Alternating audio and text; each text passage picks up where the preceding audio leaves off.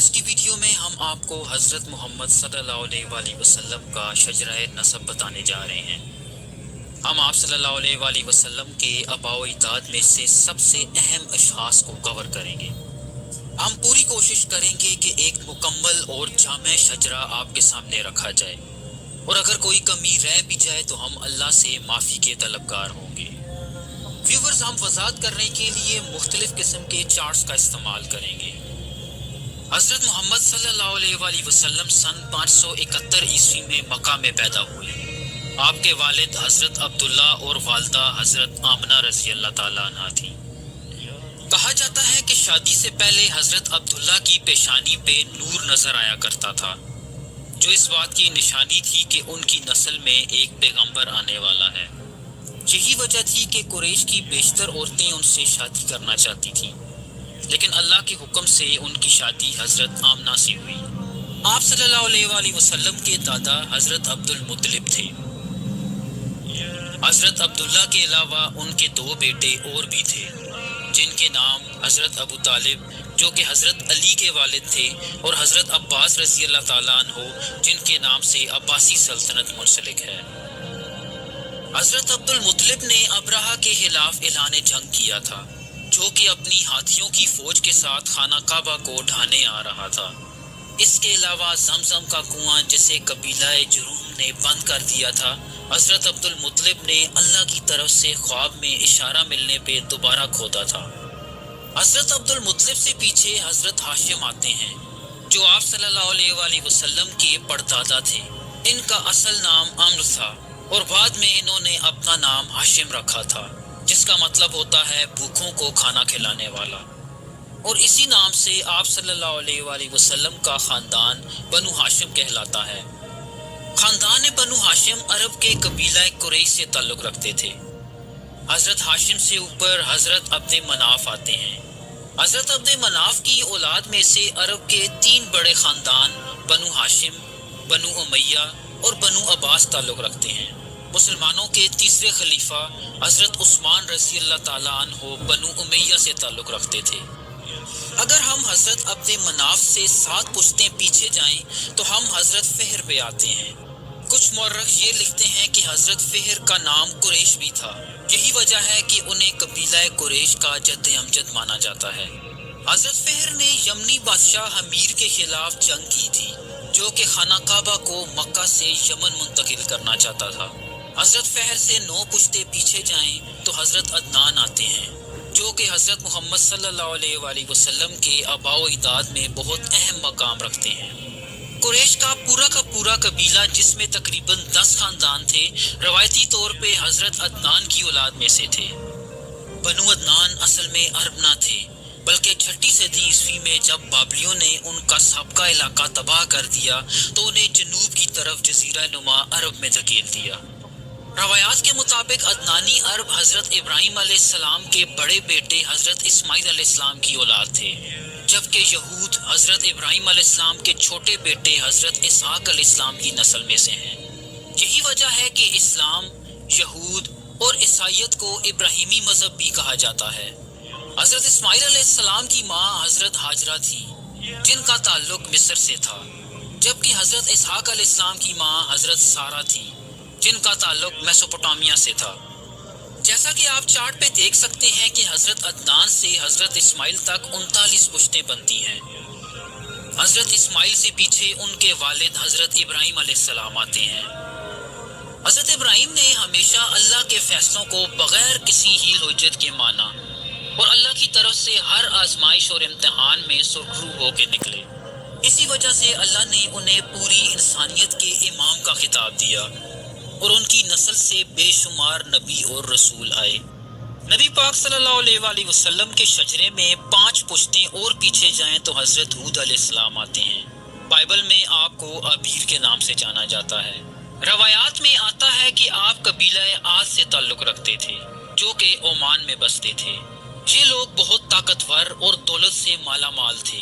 اپنی طاقت کی نمائش کے طور پہ بڑی بڑی عمارتیں بنایا کرتے تھے، چونکہ یہ لوگ غرور و تکبر اور شرک میں مبتلا ہو چکے تھے اور انہوں نے حضرت ہود علیہ السلام کی بات ماننے سے مکمل طور پہ انکار کر دیا تھا، تو اللہ نے اس قوم کو ایک بہت بڑے طوفان کے ذریعے فنا کر دیا۔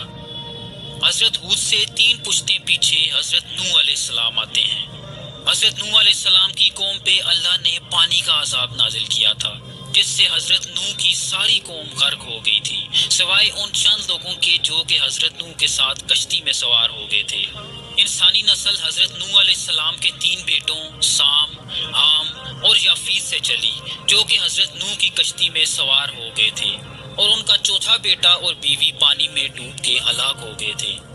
اسی وجہ سے حضرت نوح علیہ السلام کو آدم ثانی بھی کہا جاتا ہے، کیونکہ حضرت نوح علیہ السلام کے دور کے بعد ایک طرح سے انسانی نسل کا دوبارہ سے جنم ہوا۔ حضرت نوح علیہ السلام سے 2 پشتیں پیچھے حضرت ادریس علیہ السلام آتے ہیں، جنہیں بائبل میں ہنوک کے نام سے جانا جاتا ہے۔ وہ حضرت نوح علیہ السلام کے پردادا بھی تھے۔ حضرت ادریس علیہ السلام سے 5 پشتیں پیچھے حضرت آدم علیہ السلام آتے ہیں، جو کہ انسانی نسل کی بنیاد ہے۔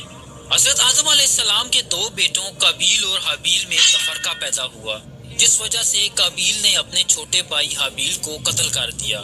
تو یوں انسانی نسل حضرت آدم کے تیسرے بیٹے حضرت شیث علیہ السلام سے چلتی ہے۔ حضرت آدم سے حضرت محمد صلی اللہ علیہ وآلہ وسلم تک تقریباً 82 نسلیں اور کم و بیش 30,000 سال بنتے ہیں۔ چلیں اب ہم آپ صلی اللہ علیہ وآلہ وسلم کی طرف لوٹتے ہیں۔ آپ صلی اللہ علیہ وآلہ وسلم کی پہلی بیوی کا نام حضرت خدیجہ رضی اللہ تعالیٰ عنہا تھا۔ ان کی وفات تک یعنی 25 سال تک آپ صلی اللہ علیہ وآلہ وسلم نے کوئی اور شادی نہ کی۔ حضرت خدیجہ کے ساتھ آپ صلی اللہ علیہ وآلہ وسلم کے 3 بیٹے اور 4 بیٹیاں تھیں۔ تینوں بیٹے بہت چھوٹی عمر میں ہی وفات پا گئے تھے، لیکن 4 بیٹیاں جوانی تک زندہ رہیں۔ ان میں سے 2 بیٹیوں کی شادی تیسرے خلیفہ حضرت عثمان غنی رضی اللہ تعالیٰ عنہ سے ہوئی، جبکہ چوتھی بیٹی حضرت فاطمہ رضی اللہ تعالیٰ عنہ کی شادی آپ صلی اللہ علیہ وآلہ وسلم کے چچا زاد بھائی حضرت علی رضی اللہ تعالیٰ عنہ سے ہوئی۔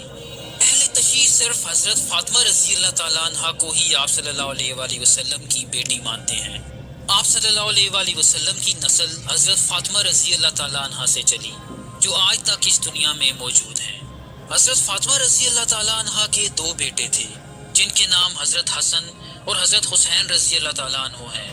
آج کل کے دور کے سید یہ دعویٰ کرتے ہیں کہ وہ حضرت حسین رضی اللہ تعالیٰ عنہ کی اولاد میں سے ہیں، جبکہ اردن کے شاہی ہاشمی خاندان کا یہ دعویٰ ہے کہ وہ حضرت حسن رضی اللہ تعالیٰ عنہ کی نسل میں سے ہیں۔